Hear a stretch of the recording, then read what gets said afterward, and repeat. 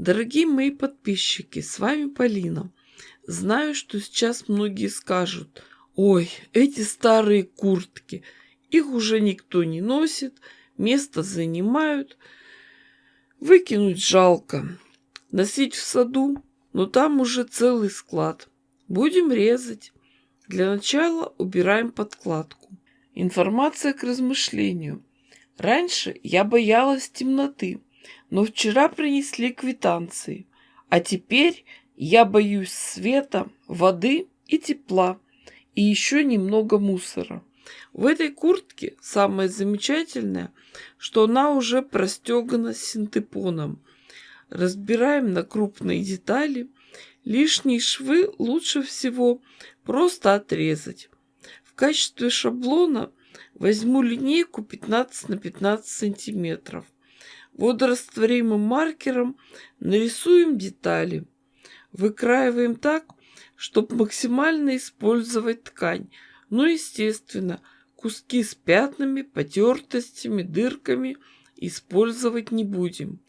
Не везде была возможность выкроить квадраты целиком. Некоторые придется составлять из двух частей.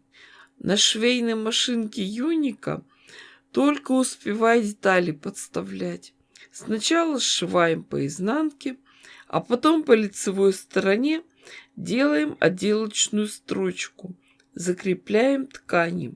Шить будем двусторонний плед. Для обратной стороны накроила детали размером 21 на 21 сантиметр. В прошлой работе размер цветных квадратов я делала 20 на 20 сантиметров, но этого мало, потому что надо еще учитывать толщину синтепона. У меня из куртки получилось 35 квадратов размером 15 на 15 сантиметров. Я изрезала только одну куртку. А цветных квадратов по 7 штук 5 цветов. Их лучше все пронумеровать. Для удобства работы лучше нарисовать схему, в каком порядке будут располагаться цветные кусочки. Сшивать будем гирляндой, вертикальными рядами. Смотрим на схему. Берем квадратик номер 1 и лицом к лицу складываем с номером 2. Прокладываем строчку. Не обрывая нитки, сразу же берем квадрат номер 2 и стачиваем с номером 3. И так дальше, по схеме. Внимание! Детали мы сшиваем, отступив 3 сантиметра от края. Для того, чтобы не промахнуться и шить ровно, лучше всего на ткани нарисовать линию шва. Кроме того, в интернете есть много подсказок, как шить ровно. Можно приклеить на нужном расстоянии от иголки малярный скотч, изоленту, воспользоваться специальной лапкой для параллельных швов. Но я поступила просто. Заметила, что можно ориентироваться по крышке отсека нижней нитки, не выходить за ее пределы. Информация к размышлению. Греко-римская борьба – это внутренняя борьба между желанием съездить в Рим и необходимостью купить гречку. После того, как прошили первый вертикальный ряд квадратиков, переходим ко второму. К детали под цветом номер 2 присоединяем цвет номер 3. Все по схеме. И так дальше до конца ряда. Следите за строчкой. Она должна быть на расстоянии 3 сантиметра от края. Конечно, надо быть внимательными, чтобы не запутаться. Смотрите, это сшило все квадраты. Ряды держатся на соединительных нитках. Перед дальнейшей работой все швы надо разутюжить в разные стороны. Воспользуемся мини-гладильной доской, которую я сделала сама из разделочной доски. Так выглядит сейчас наша заготовка, готова к дальнейшей работе. На этом этапе уже будем утеплять наш двухсторонний лоскутный плед. Для начала наметим границы верхний край для вставки утепленной части. Квадраты из куртки уже простеганы синтепоном. Их просто вставляем в цветные заготовки. Открытый край большого квадрата подвернем и прошьем на машинке. При работе за швейной машинкой нитки не обрываем, шьем сразу все полотно. Так идем до конца ряда. Информация к размышлению. Жизнь странная штука. Сначала не хочется вставать в школу, потом в университет, потом на работу, а потом бац, и надо срочно на автобус в 6 утра на другой конец города. Там картошка дешевле. Следующий шаг – закрепить серые детали с другой стороны. Так оформляем край изделия двойной подгибкой. Информация к размышлению. Если вам надоело наступать на грабли, попробуйте на них прыгнуть. По такому же принципу закрепляем детали в следующем ряду.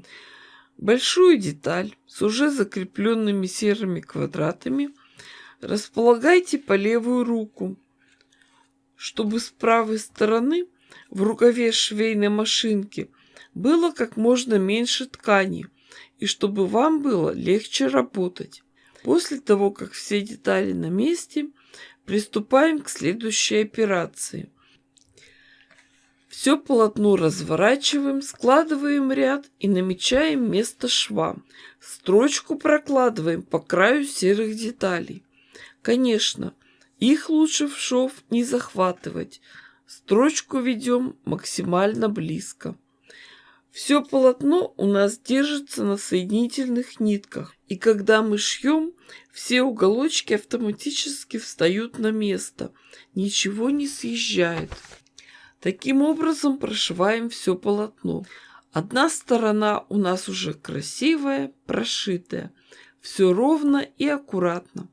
Оформляем другую сторону, подогнем и обошьем край. Вы помните, что нитки мы не обрезали, эти швы нам помогали. А сейчас мы эти нитки разрежем, припуски на швы развернем и сделаем двойную подгибку, проложим строчку. Все гениальное просто. Серые квадратики из куртки хорошо закреплены со всех сторон. Ткани лежат ровно. Никаких утолщений, толстых швов здесь нет. Информация к размышлению. Когда мой отец узнал про огромные очереди за новым айфоном, он рассмеялся мне в лицо, потому что он когда-то ждал в очереди свой стационарный телефон 12 лет. Таким образом прошиваем все. И у нас сразу получается двухстороннее полотно. И никакой дополнительной стежки оно уже не требует. При таком способе соединения не надо мучиться и протягивать через узкий край швейной машинки тяжелое большое полотно. Плед получился не очень большой, 75 на 105 сантиметров. Как раз такой, чтобы было удобно брать его с собой на пляж. Информация к размышлению. Теперь уведомления об отключении горячей воды не вешают на дверь подъезда, а присылают по электронной почте. Мы же не в каменном веке живем. Одна сторона серая – это непромокаемая балоневая бывшая куртка, а другая – натуральный хлопок, приятный телу. Этот коврик для пляжа можно спокойно стелить и на камни, и на песок, и на траву.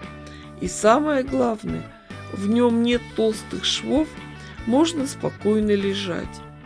И он получился очень легкий и компактный. Для пляжа самое то. Я уже шила себе такое. Вместо куртки использовала старые джинсы и остатки костюмной ткани. Успехов вам в творчестве! Подписывайтесь на канал, ставьте классы, пишите комментарии. Обязательно поделитесь моим видео в соцсетях. С вами была Полина. Всем пока-пока и до скорых встреч!